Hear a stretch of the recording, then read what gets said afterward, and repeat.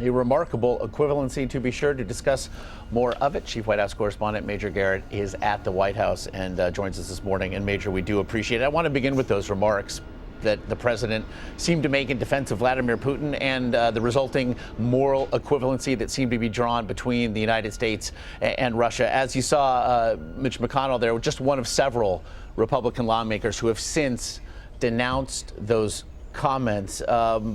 This seems to be another fight that the president is picking here. What's the political fallout, if nothing else, for a rift between him and GOP leadership?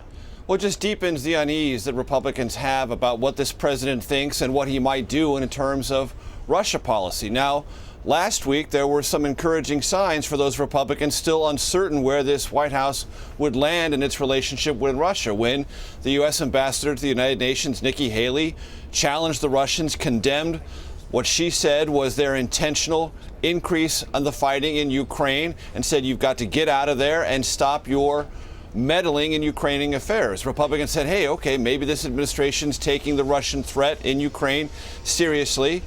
But when the President of the United States not only draws this odd and historically warped moral equivalency between the United States and Russia under Vladimir Putin, but in the same breath almost is dismissive about the underlying accusations of murder, jailings, and deeply troubling mistreatment of human rights activists, dissidents, journalists in Russia, that also creates concerns among Republicans. And when you see someone like the Senate Majority Leader Mitch McConnell, who has consistently, Josh, tried to stay away from any direct clashes with President Trump, particularly about his occasionally outrageous statements, Mitch McConnell will almost always say, well, that's something he said. I'm not going to really get involved in that. I'm not going to take this on. I'm going to focus on my business.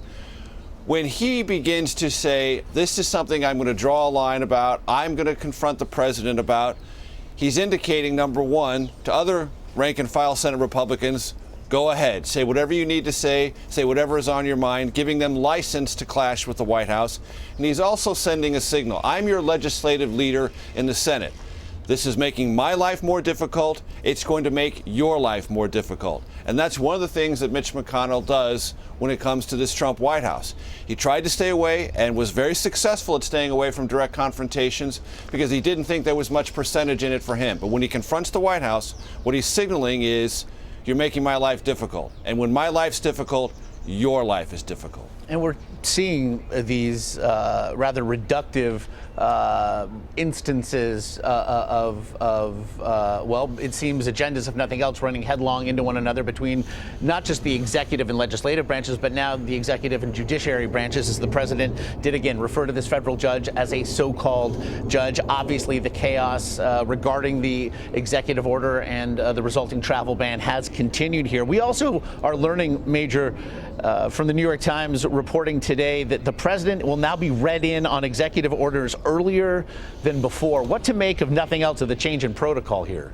Well, we noticed that last week here at the White House. The promised flurry of executive orders slowed to a crawl, and you felt that there was a new procedure vetting executive orders much more closely, making sure that they were distributed and those whose relevant agencies were going to be affected by those executive orders had a chance to review, weigh in, and go over the final language. And therefore, we only saw a couple of executive orders late on Friday, nothing else for the remainder of that week. So you could see and feel the process beginning to shift here.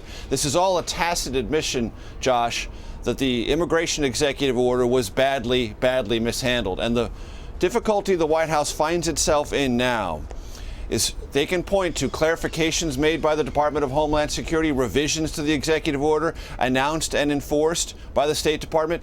Legally speaking, that doesn't matter. The case before the courts is the executive order as drafted. And the way it was drafted, as Ricky Clayman indicated, creates some constitutional questions that many courts have said need to be resolved. Not only that, in the case of immigration law, precedent in our country is it's not just what an executive order says, but it's what the actors around it say about it.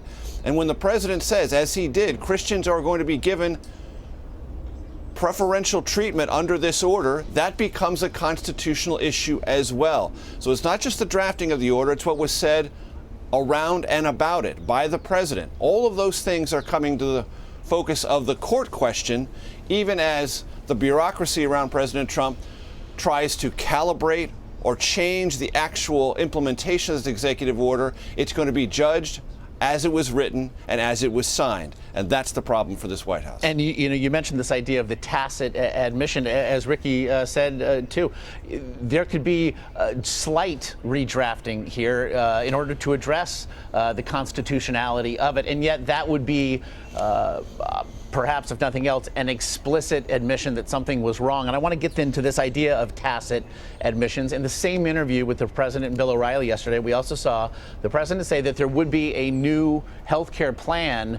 And perhaps, though, we wouldn't actually see it in 2017. It would be sometime perhaps into next year. This is something that he had promised, simultaneous repealing and replacing weeks into this administration.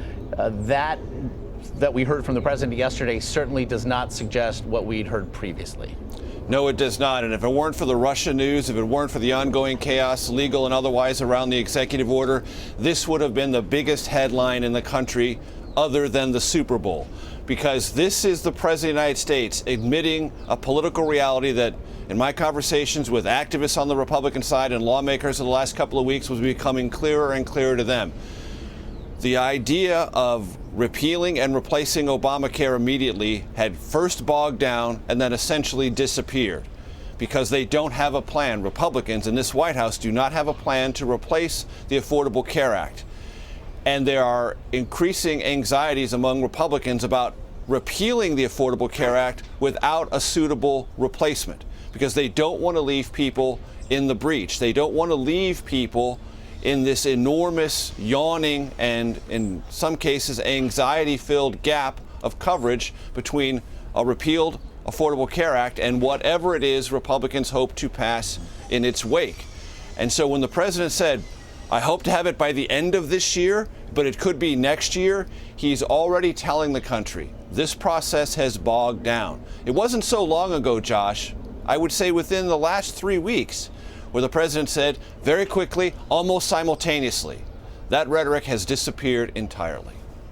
Major Garrett, much I'm sure you'll be getting to on your podcast, The Takeout. I suppose you'll also be making at least passing reference to a contest of athletic achievement that we saw yesterday. Quite a game, my friend. One quick word about the Super Bowl. I'm a man without an NFL team. The Chargers have moved to Los Angeles. I don't recognize that team anymore. Nobody really cares about that but me. But as a longtime Charger fan, I am a fan of the American Football League. And the American Football League won the Super Bowl last night. So I'm all in favor of that. Keeping it old school.